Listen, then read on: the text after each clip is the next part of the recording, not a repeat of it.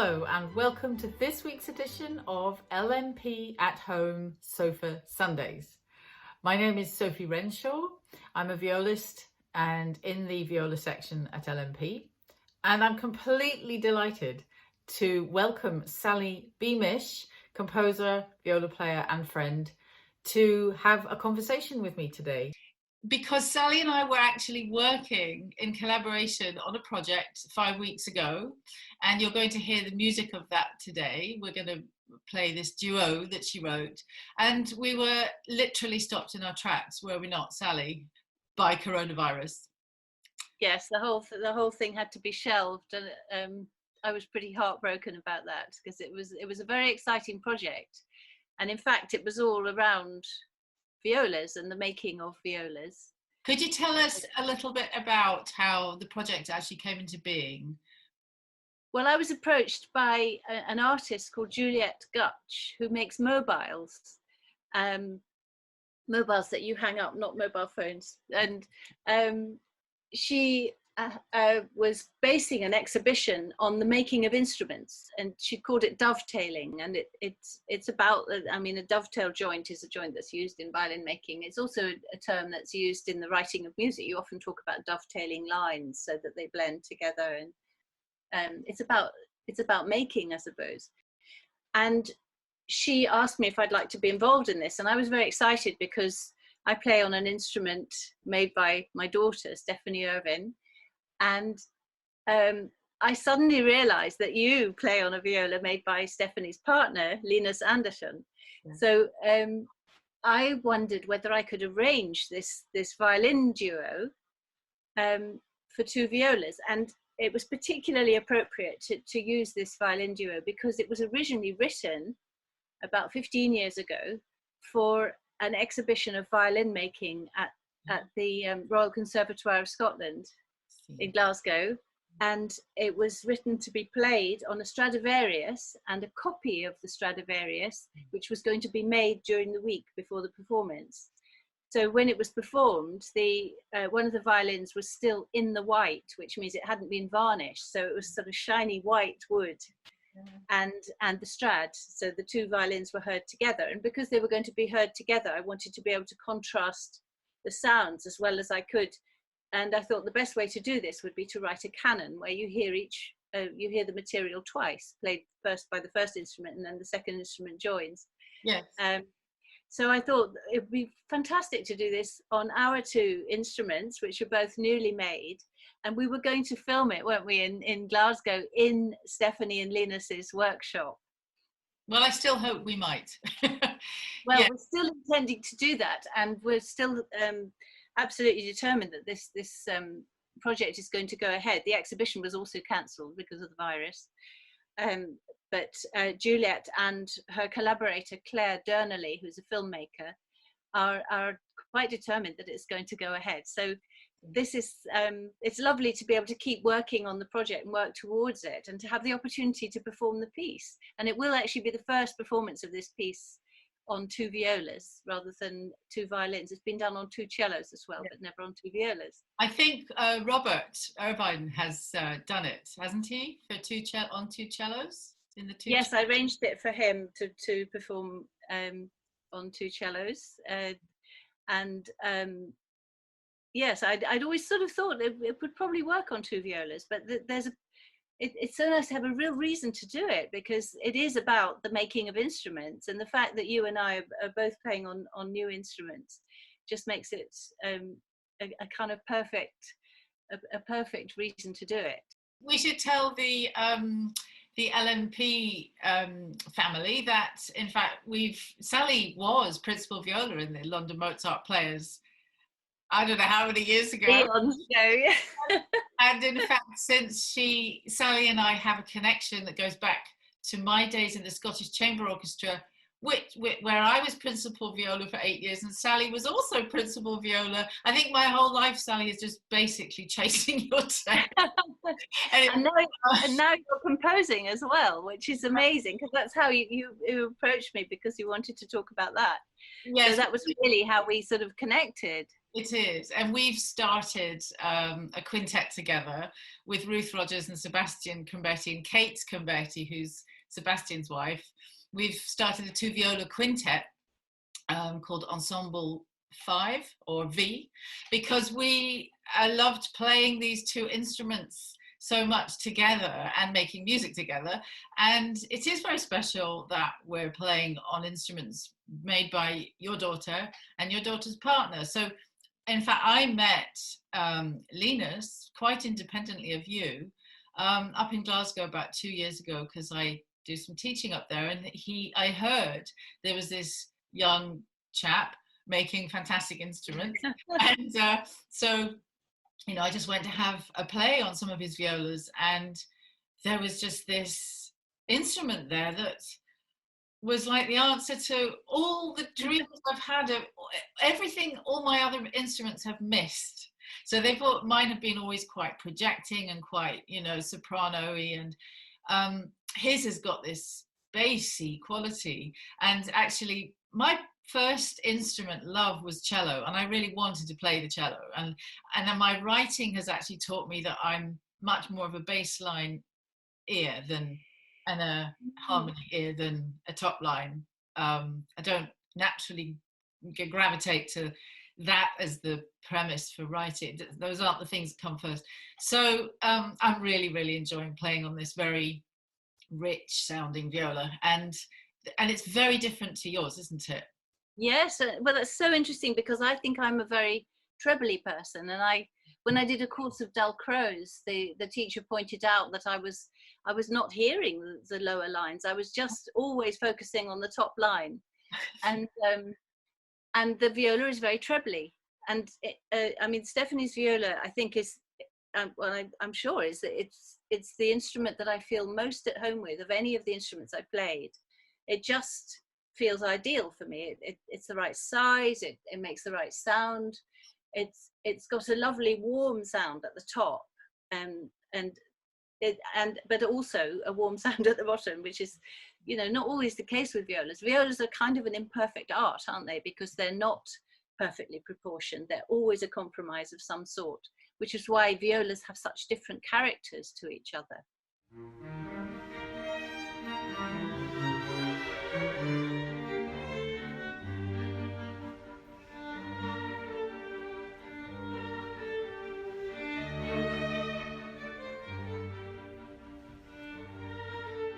I'd love to ask you in a second why your daughter actually did make you an instrument. Did you ask her to make one because you wanted to come back to playing, or did you come back to playing because she had an instrument and you loved it? Well, the second, really, and I was quite astonished. It was so unexpected, because I stopped playing altogether when I was expecting Stephanie, and I sold the viola. I had bought a viola after my beautiful Italian viola was stolen, which was in London, and that was really what gave me the impetus to move to Scotland and think of myself as a composer.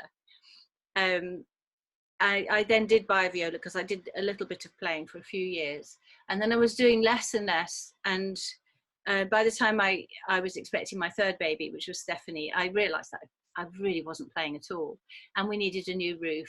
So I sold the viola, and I thought, well, that's it. I drew a line under my playing, and I think it was a very difficult thing to do, and I think there was a lot of grief involved, and I remember finding it very difficult particularly to listen to the larger chamber music, because I used to play with the Raphael ensemble and did all that string sextet repertoire. And in fact, you're a very old collaborator with our principal cello, Sebastian Combetti. Yes, and I was a founder member of Divertimenti, which was a large string group. But I found I was avoiding listening to that music, and I think it was just in a way too painful, because I think I did miss performing a lot. But the collaborative side of it, is that the collaborative side of it? I think so. I don't think I even sort of worked out what it was that I was finding so difficult about listening to this music, but now I know what it was, and it was that I missed that collaboration and being in a room with musicians and being and working equally and sharing ideas. And but I never thought that would happen again. And I thought, well, I love composing, and I can't believe how lucky I am to be making my living from composing. This is a dream that I never thought would come true. So I really had drawn a line under my viola playing, and that was it. And and then this baby grew up, and she was going off for her gap year, and her dad suggested that she went and worked with a friend of his who is Hoest Francois, who's a Dutch instrument maker in Amsterdam, and she went and did an apprenticeship with him. And she did ask me at the time the measurements of my Gabriele viola, which I gave her. And but I still didn't think that this would ever be something that I would play, because I couldn't play. I hadn't played for 20 years at all by that time. So she came back with this instrument, and the deal was that it had to be bought to pay for the apprenticeship and all the rest of it. So I bought it and I lent it to various viola players for a couple of years. And then, just by a complete coincidence, I was asked to play in a festival in Switzerland where they always have a string playing composer in residence. Oh. And I kind of laughed, because I said, no, actually, I really don't play anymore. And then I started thinking, well, I've got this viola, maybe. And I had about 9 months, and I decided to go for it. And I nearly pulled out so many times because it felt so horrible trying to play again. But I did it, and then it sort of built from there, and now I'm playing a lot. So how is playing kind of changing, if at all, your feelings about composing now? Well, my viola parts are getting a lot easier. Oh, by the way, everybody, check out the viola concerto. Whoa. Well, yeah. It's one thing writing viola concertos, but if you're writing a viola part in a chamber piece, the player really isn't going to want to spend 3 months learning it. And I think that's what's really come home to me. It's just like, that's funny. Being practical, it's horses for courses. It's not that the chamber players they could stand up and play a concerto, but they, on this occasion, they're playing chamber music and they've got a whole program to learn, and they're not going to want to work out fingerings and practice endlessly to get some tricky corner right that I've given them without thinking. I remember a violinist in the SCO. There was a concerto I'd written, I think it was for 4 saxophones, but the fiddle parts were incredibly difficult in the orchestra. And one of the fiddle players just suddenly said, "Sally, you've forgotten what it's like to be a performer." And she was so right. It was just like, oh, they can do that. Because I've been so lucky working with amazing players, and they will do it, and they'll go off and they'll think, oh, okay. And they go off and then they work it out and they perform brilliantly. And even as a string player, I had lost touch with how it really feels to perform that music. And I, there's no excuse for that, because I remember playing in Lontano and the London Sinfonietta when I was in my 20s, and practically weeping when I opened the next brown envelope with boulets or whatever in it, oh no, there goes my Christmas or whatever. I should be much more aware. And I am now, and I never know when I'm going to get caught out now, because I might end up playing the thing myself. So there is a pleasure in, for me, works like the Berg Lyric Suite for quartets and Verkehrsnacht are 2 works that stand out for me as having been massive learns, very challenging to play, but so rewarding. But the trouble is nowadays is time, and how stretched every performer is, as you say, for actually finding time to, you generally kind of get to do that if you're in a festival and you've got a week to prepare 1 piece or 2 pieces. But in the general run of things, it's very, very hard. But what I love about your writing, Sally, is particularly recently, because you've been more folk influenced, haven't you, in your writing since you left Scotland. Yeah. And I think there's a tremendously telling quality about it without it being complicated. I mean, that's what I love about folk music. The simplest air can be absolutely go straight to your heart. Music doesn't, and I had years in Ensemble Moderne where everything was just, you know, incredibly Yeah, good notes. And exactly. sometimes you wondered at the end of the day, was it worth it? But, you know, I'm sure that we appreciate, people like to hear things that are just also, they don't have I to think work hard at to listen to. I think my music is getting simpler as I sort of let go of all. I think when you're sort of young and you're wanting to, and you know, in the 70s and 80s there was a huge sort of complexity thing going on, and you felt you might almost be laughed at if you didn't, you know, if you were tonal even, or and actually all my music is tonal, and that wasn't okay in the 80s. Right. So you know, it's quite interesting that now I can relax. Yeah. And but I mean, talking about practicality, someone like Benjamin Britten was always practical. So he continues to be performed by the groups that he wrote the music for. So he knew how to write for amateurs. He knew how to write for people who weren't going to have very much rehearsal.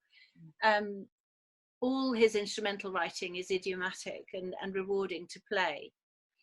And I mean, you could look at a composer like Tippett, for instance. And I remember when I was a freelance player, the Tippett's string music was done all the time. Yes. Because everyone had learnt it and they knew it. But now, if you put the little music for strings in front of an orchestra with one rehearsal, no way. I mean, it's just so difficult. And because it's slightly slipped away from the repertoire, it's hard for it to be revived because it's so much work, and it's fantastic music.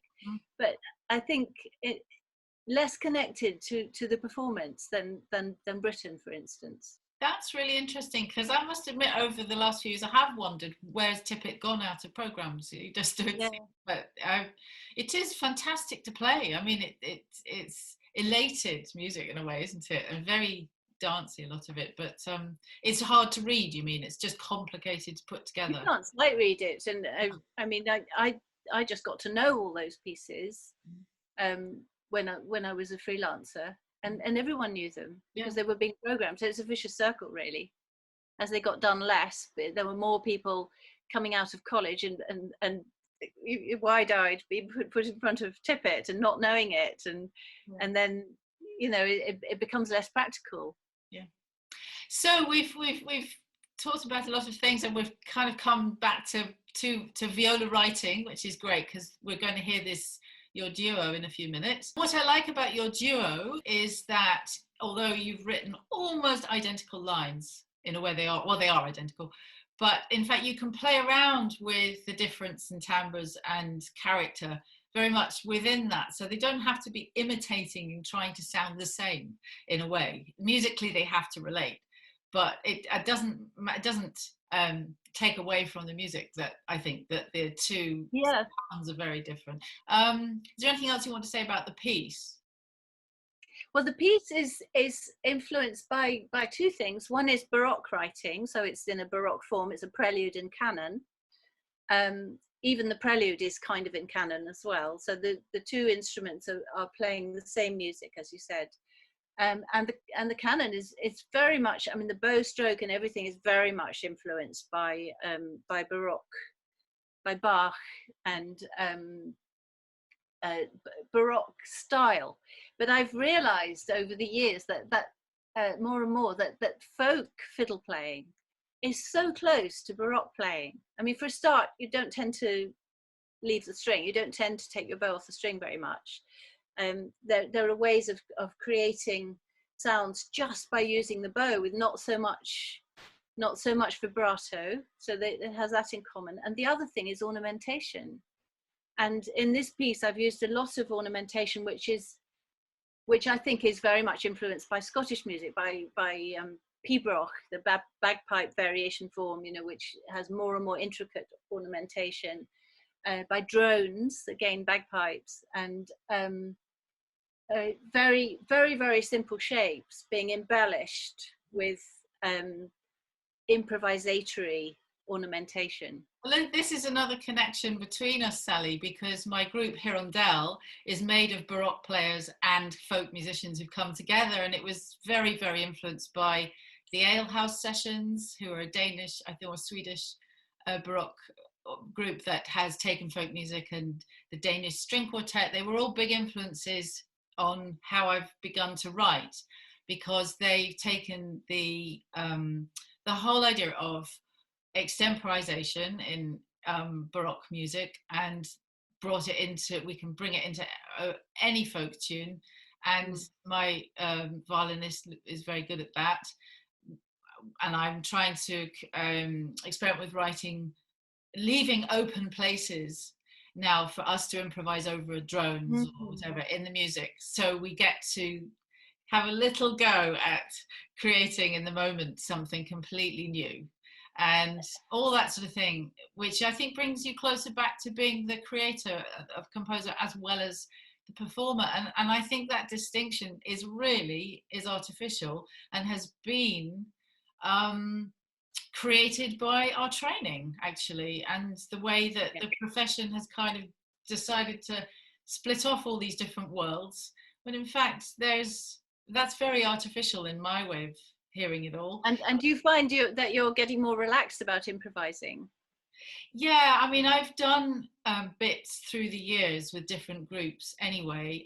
The one bit of improvising I've no idea about is jazz, the whole idiom, and I can't write in it. I mean, I don't know about chord substitutions, any of that, forget it. But within the modal area and rhythms and things, I'm quite happy, yeah. Because I think you relate, you start to, I don't know, you trust your voice more and more, and you are relating what you're doing to the context all the time. I mean, my arranging is just basically my way of saying to somebody, I love your song, and this is my musical response to it. And anyone can do that, really. Just having the will to do it, really. Yeah, it's getting rid of that voice that's constantly saying, is this okay? Am I allowed to do this? And once you've got rid of that and you sort of think, well, yes, I am. I want to create something here, and this is what's in my head, and this is what I'm creating, and that's completely more than okay. There's another Scottish friend, actually, Mary Campbell, who's a wonderful writer and viola player, has set a challenge for she and I to take a whole day, set aside a whole day and write 20 songs in a day. Deadlines are brilliant. There's nothing like a deadline to get you going. Anyway, well, I hope that everybody really enjoys Sally's duo, which is a joy to play, and it's fantastic to know you, Sally. And it's a joy to work with you. It's just been such a special kind of discovery of a kindred spirit. So let's hope this is very much enjoyed, this performance. Thank you. Thanks, Sally. Thank you.